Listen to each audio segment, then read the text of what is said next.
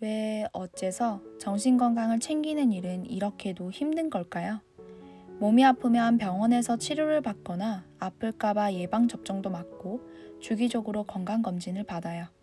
심지어 평소에도 건강관리를 위해서 운동을 하고 비타민을 챙겨 먹기까지 해요.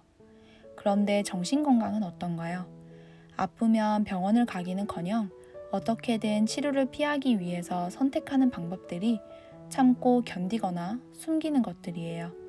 정작 필요한 방법은 찾지 못하고 어떻게 해야 할지 몰라 막막한 마음을 한짐 갖고서 이곳 저곳을 배회하며 괜찮아지지 못할 거야 라며 낙담하고 절망하면서 더 나은 미래를 위한 희망을 포기하게 돼요.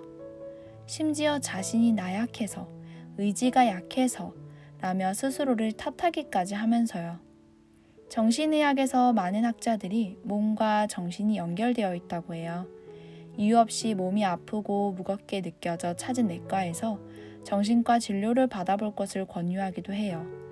실제로 우울증의 증상이 단지 우울한 기분뿐만 아니라 몸이 아프다고 느끼기도 하고 불안장애나 공황장애 증상에도 실제 몸이 떨리거나 죽을 것 같은 느낌을 받기도 하니까요.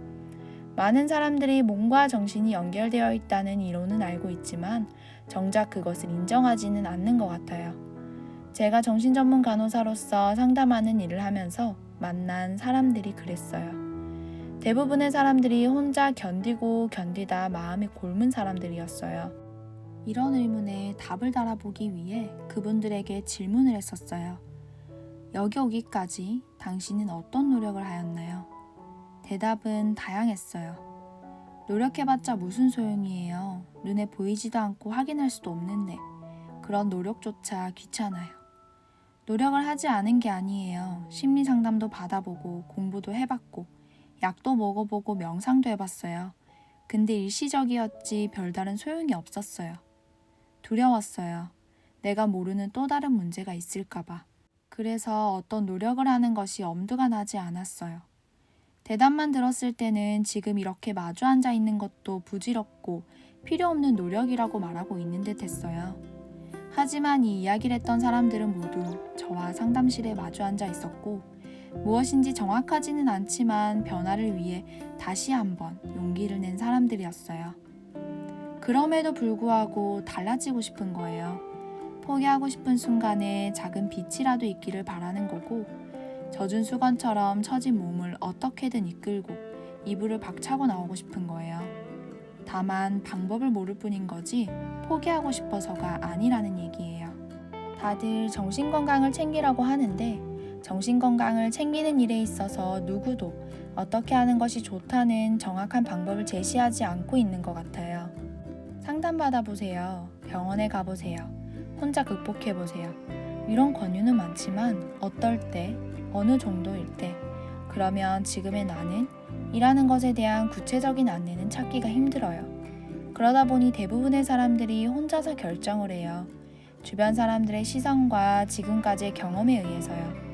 맞는지 아닌지도 모르는데 많은 노력과 에너지를 쏟은 다음 난 결국 변하지 않는구나로 결론이 내려지는 거죠. 그래서 생각했어요.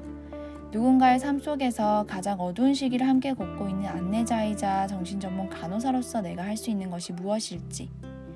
몸이 아플 때 병원을 가고 질병을 예방하기 위해 검진을 하고 건강을 관리하기 위해 운동을 하고 비타민을 챙겨 먹는 것이 당연한 것처럼 우리의 정신도 아플 때 어떻게 해야 할지 일상 속에 적용할 수 있는 가이드가 필요하지 않을까 하고요. 그 답은 지금까지 해왔던 일에 있었어요. 저는 정신적 어려움을 경험하는 사람들이 자신에게 필요한 것이 무엇인지 알고 시간과 노력을 쏟았으면 했어요.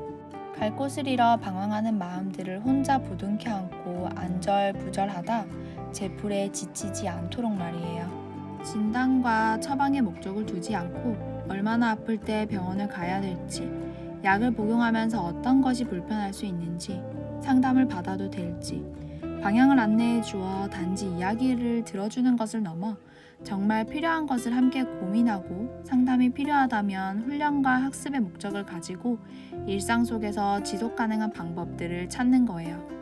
그게 제가 정신건강 영역의 간호사가 할 수 있는 일이자 해야 되는 일이라고 생각해요.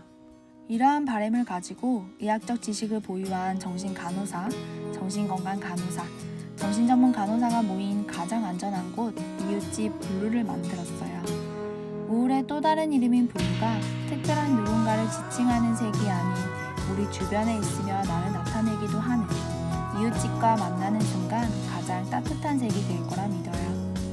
당신의 용기가 의미 있는 걸음이 될 수 있도록 당신이 단단한 마음을 가지고 미소 짓는 그날까지 가장 가까운 곳에 이웃집 블루라는 이름으로 함께 할게요.